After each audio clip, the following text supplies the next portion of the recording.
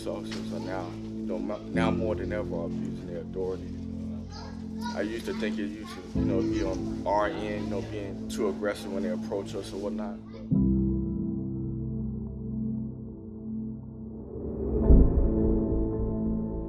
Every police officer is racist, man. White, black, Chinese, whatever, they racist, bro.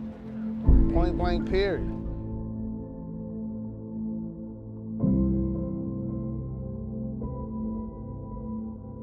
Abusing their authorities for no apparent reason, always updrawing their weapons like black people's always got a gun on them.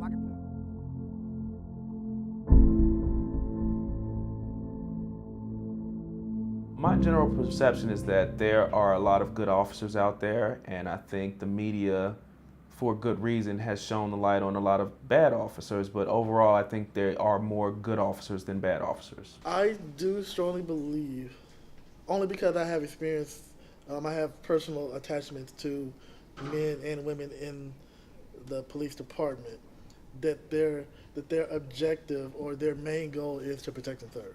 Because they racist. Every police officer is racist, man.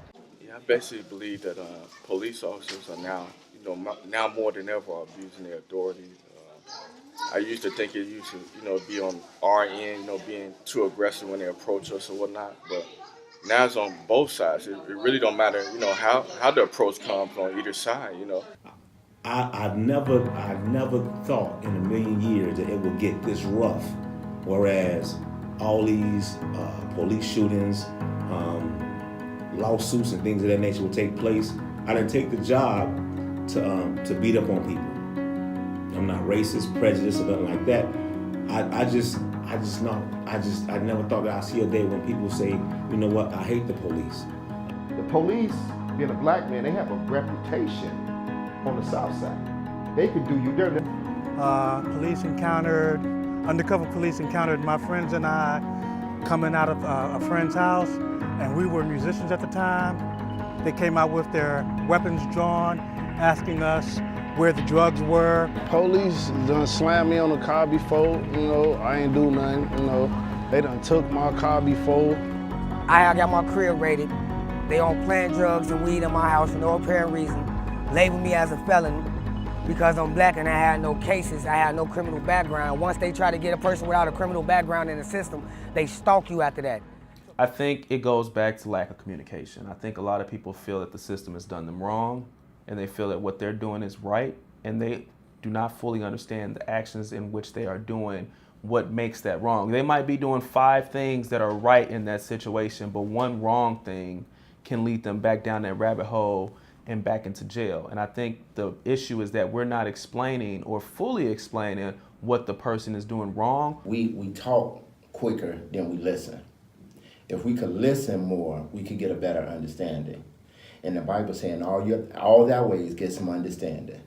You can't get understanding always talking.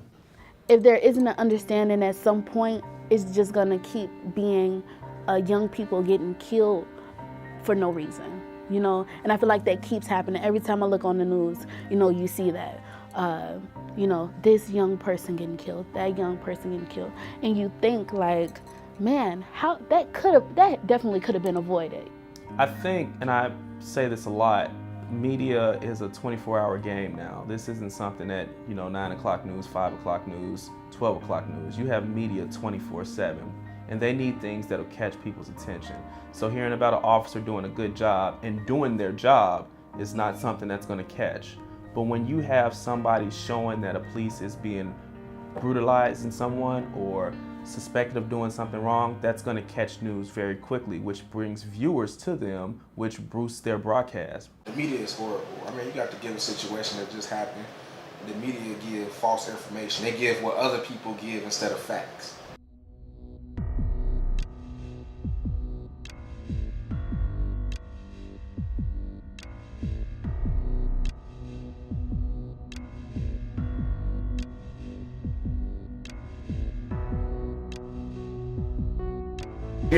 You see a person, you like, hey man, take your hands out your pockets.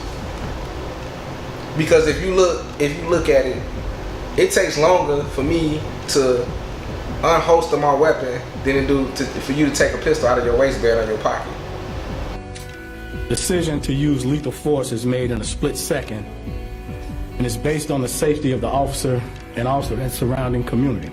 Look, you know what I got on me. When I come to the situation, you know who has a gun. Anytime you throw another person in with a gun, it creates a different situation. If you come across someone, a normal person who you know has a gun, how do you feel? A lot of people forget that police officers are human beings as well. We have families, we have education, we have other jobs, other careers that we partake in before we became Chicago police officers. They think that we wake up and be officers. Like, this is the first thing we've done, first thing we tapped into. This is what we are, what we were created to be. But we are human beings as well. A lot of us, especially as African American males, come from the same environment that they are in right now. And a lot of us still live in the same places. You know, kids go to the same schools as their kids, shop at the same grocery stores, everything along those lines. So we're still in the environment, and a lot of people that I know, that personally we've gotten to it in my friends in law enforcement also, we've gotten to kind of get back to the community, kind of show like what type of people we are. There are some bad apples, and I think it defines what aggressive means, because aggressive to a person who's not an expert in the field goes to something totally different as a person who is an expert in the field. Just as if someone came to me and asked a question about a potential lawsuit or some type of court matter, they might think it's something more serious than what it actually is. And it's our job as professionals to explain that to people as to what exactly is, in my case, a legal outcome, and for police officers, what the right and wrong way of being aggressive is. But see, well, you know what most people don't understand is that we come when we're called. Like, people really think a lot of times, like, okay, you have a situation where you have traffic stops or you have people seeing things happen at that moment, but in them certain units doing that a lot of times too. But most of the time we're coming because we're called. Someone called us. If we come here knocking at your door, it's because someone called us, not because, hey, we're gonna go knock on this random person's door and see what's going on inside their household. One issue is that the good cops on police squad are not allowed to rid the bad apples, quote unquote, in their bunches. So there is no real opportunity for accountability to be discussed. You know, most of the police officers out there have to really worry about their supervisors and the hierarchy of the chain of command, opposed to the threat on the street. Me personally, I've come through a few challenges in my 19 years of being on the job. I have to deal with supervisors and the protocol a police officer, that a police officer has in order to do your job sufficiently. It's not all about the criminals on the street, the bad guys. A lot of the pressure and the worries have to do with what comes from inside, the internal part about the department, because you know what? Not everyone has your best interest. I'm one of those people who, if I see someone doing the wrong thing as a police officer to another police officer, hey, slow up, man, we don't have to do that. You don't have to speak to that person that way. And I try to assess the situation in a different manner. In the end result, we are human beings. I'm definitely a mentor. When I come across a young person or an adult that I see that's struggling with life issues, before I lock him up and try to arrest him and send him away, I talk to him, communicate, and counsel with him, because you never know what a person is going through. Just because you're called to a crime scene, it doesn't mean that everybody on that scene is a criminal.